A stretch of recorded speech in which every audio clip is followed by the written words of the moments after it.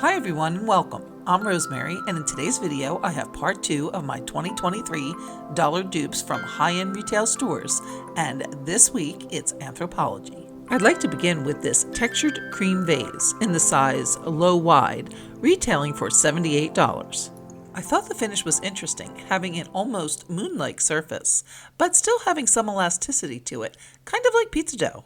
In addition, I'm noticing how the high-end retailers are changing up their textured vases with more intricate finishes. I think they may have gotten tired of seeing all those DIY videos replicating their vessels, as they like to say, by combining paint with everything from baking soda to sand to even dirt, or my favorite, spackle, that they thought, okay, let's put some intricacy into this and make it harder to replicate. And I say, challenge accepted. To make the dollar dupe, I used one of these Dollar Tree vases that I had washed and wiped with vinegar. I also used a tube of Dollar Tree caulk emptied into a container, chalk paint, and some water. To start, I added a little bit of the chalk paint to the caulk, and I used the color cashew, although I probably should have went with the color sandstone, or even a mix of the two to better match the original. Once the paint was added, I mixed it thoroughly and applied it to the side of the vase with a craft stick, kind of like icing a cake. It even looks like buttery buttercream. Once I had the entire vase coated in caulk, I smoothed out the ridges by dipping my fingers in water and then gliding them over the surface. As long as your fingers are wet, they won't stick to the caulk and you'll be able to get a nice, somewhat smooth finish. To create the texture, I began by using my thumb, again dipped in water to make the larger indents. On the original, some of the larger indents were round, while others were irregular oblong shapes, so I tried to replicate those patterns and their proximity to each other.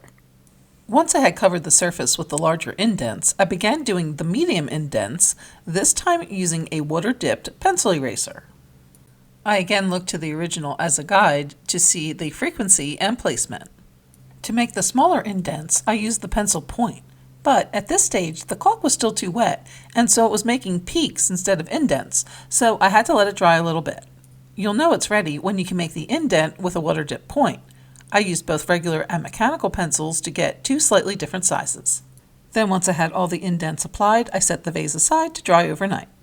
And then here it is the next day, and I think I got that moon-like / pizza dough surface that I was looking for, so I'm really happy with the way it came out.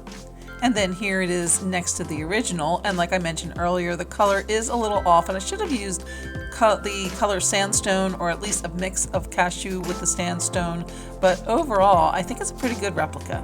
The shape and size are also off a little, but that can be easily remedied by using a larger thrifted vase or one you may already have at home. For the next project, I'd like to do these coppery dipped set of 2 glass candle holders, which at just $28 are a real bargain by these high-end store standards, but I think we can do for much cheaper.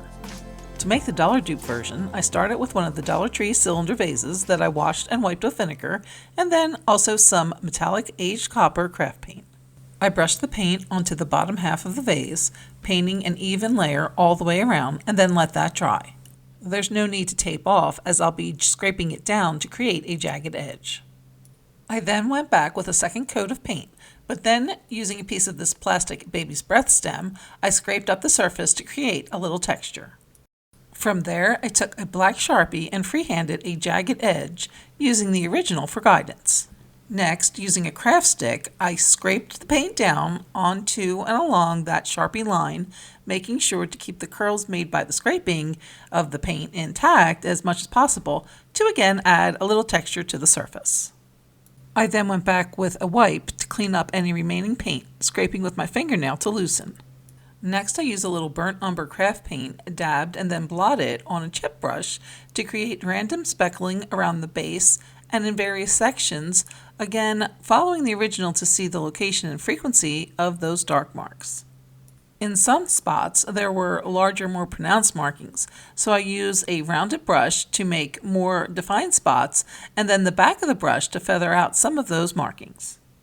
While those accents were drying, I washed off my chip brush and dipped the wet brush into some Mod Podge and then painted streaks of the Mod Podge onto the surface of the vase. I then took some cinnamon and sprinkled it onto the streaks, then allowed the vase to dry. Once dry, I took a second chip brush and brushed off the excess cinnamon. Next, I again took the wet chip brush And again, dip that into the Mod Podge, but this time I painted it on vertically, trying to make almost like vertical drips coming from that jagged edge. Then I again sprinkled with some of the cinnamon. Then once that was dry, I again brushed the surface with the dry chip brush to remove any of the excess cinnamon.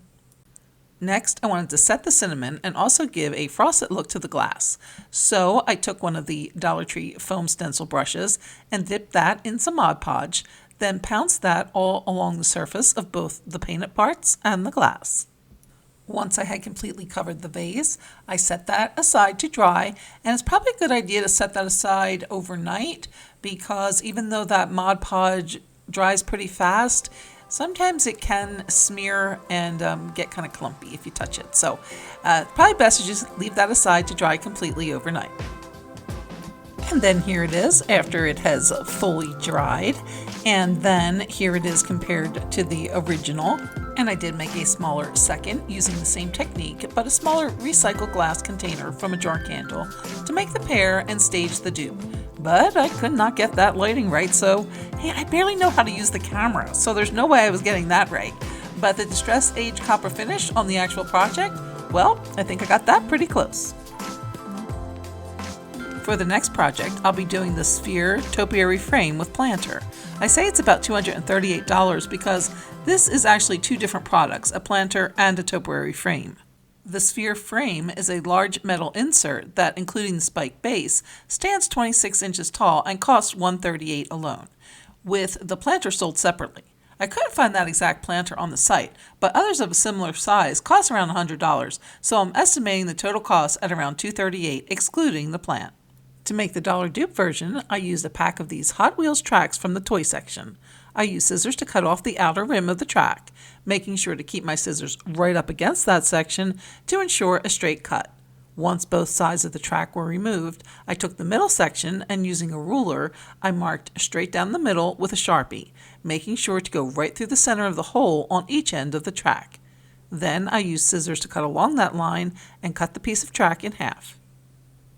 Next, I took the strips and sanded both sides with sandpaper. I repeated this process for the other track, which resulted in a total of 4 strips. Next, I painted all 4 strips with some black chalk paint. To make the planter, I took a recycled large yogurt container and sanded the surface. This planter does have a metallic surface, but although my metallic paint does say multi-surface, I find that nothing quite bonds to plastic as well as chalk paint. So I will give the first couple of base coats with chalk paint before painting with the metallic finish.